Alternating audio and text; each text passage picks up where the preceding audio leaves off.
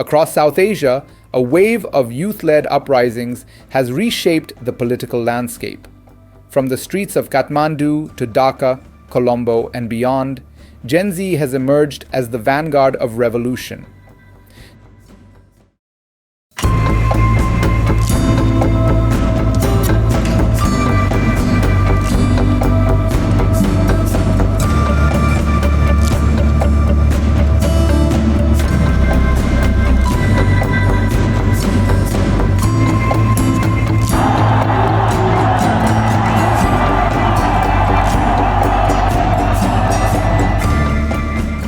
Nepal's 2025 youth-led uprising toppled an unpopular leadership. In Bangladesh, the July 2024 revolution exploded after students rejected a discriminatory quota system, ultimately forcing Sheikh Hasina from power. Sri Lanka's economic meltdown triggered an unprecedented youth revolt that forced Gotabaya Rajapaksa out of power.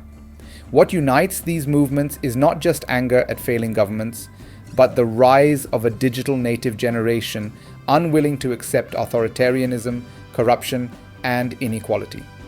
Together, they raise a profound question.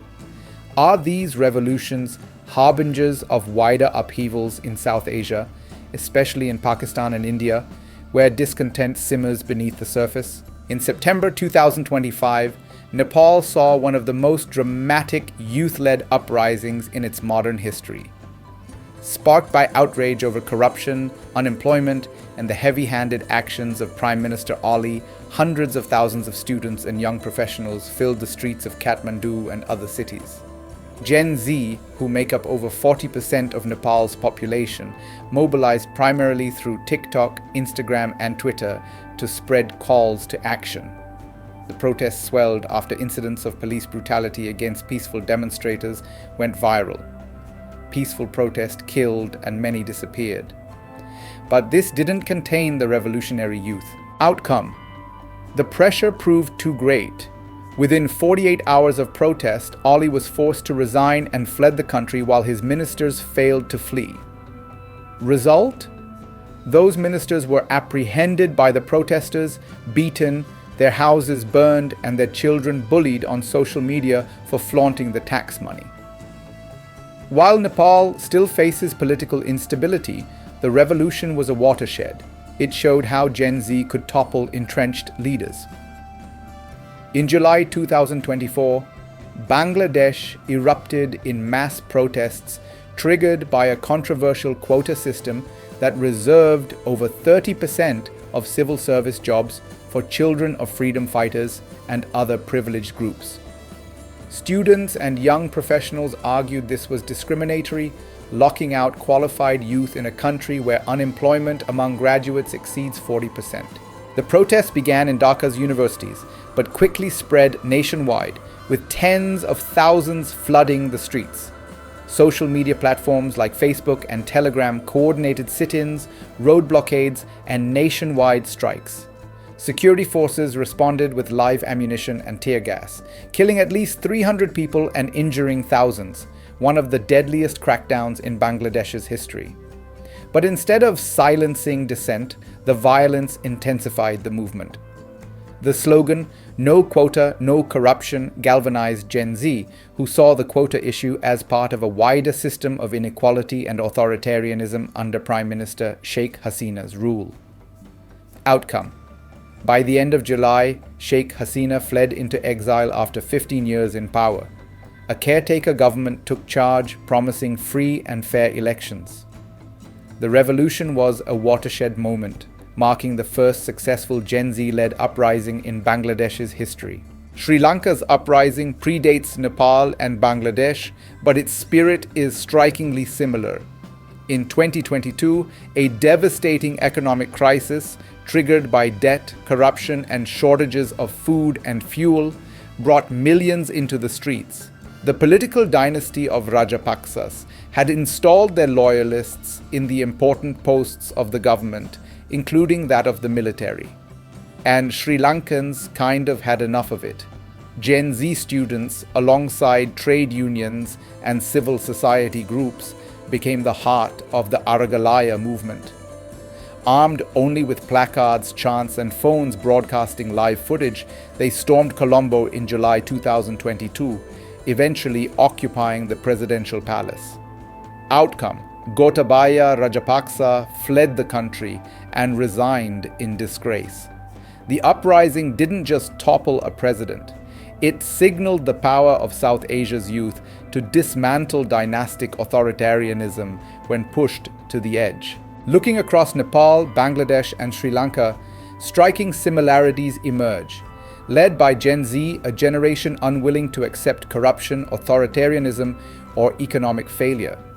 Digital-first mobilization, social media as the primary weapon, bypassing state-controlled media.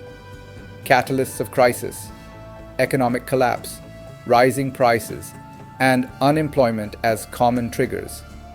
Outcomes: authoritarian leaders ousted, promises of reform, though long-term results remain uncertain.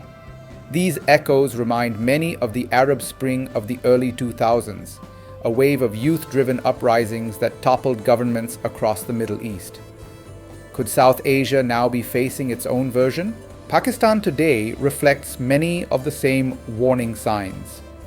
The illegal government backed by General Asim Munir and the military establishment, the installed government has not only stolen the mandate of people from 8th February 2024 general elections, but also created personal wealth with financial scandals erupting every second day. Not only that, but they have also started political persecution of any entity, be it politician, journalist, judge, civil right individual, or even students who oppose the current illegal regime. They have also wrongfully jailed the most popular and national leader of Pakistan, Imran Khan. Denying him and his supporters the basic human rights, the anger among the public remains. The people demonstrated before in Pakistan, but on the unfateful day of 26 November 2024, the military opened fire at the peaceful protesters in Islamabad, which resulted in martyrdom of several protesters. And not only that, they also disappeared the bodies of several who were martyred. Ordinary Pakistanis suffer under record inflation, unemployment, and a collapsing currency, while the military establishment silences opposition with brute force. The country's youth, more than 65% of the population is under 30, are increasingly frustrated. The question is not if, but when Pakistan's Gen Z will say enough is enough. India too faces its own tinderbox conditions. While hailed globally as a rising power, everyday Indians struggle with soaring unemployment, high taxes, and rising living costs. The dominance of Hindutva ideology under Narendra Modi's BJP has left minorities, journalists, and activists under constant threat. With strict policies and recent election rigging scandal, the public anger is taking the heat. Gen Z in India, accounting for nearly 472 million people, is politically aware and digitally connected. Farmers' protests, youth demonstrations against joblessness, and anti-CAA Citizenship Amendment Act movements all show a restless energy simmering beneath the surface. If authoritarianism deepens and economic inequality widens, could India witness its own Gen Z-led revolution? The signs are eerily familiar. From Nepal's youth-led uprising to Bangladesh's July Revolution and Sri Lanka's Aragalaya, South Asia has entered a new era of people power. These movements share common DNA: a frustrated generation, digital mobilization, and authoritarian overreach. Pakistan and India now stand at the crossroads. With millions of young people disillusioned and angry, the potential for similar uprisings cannot be ignored. The future of South Asia may well be written not by its aging elites, but by the voices of Gen Z rising against corruption, inequality, and authoritarian rule. But what do you think? Could Pakistan's military dictatorship survive a youth uprising? Could India's Hindutva-driven state withstand the anger of its Gen Z? And are we witnessing the dawn of a South Asian spring?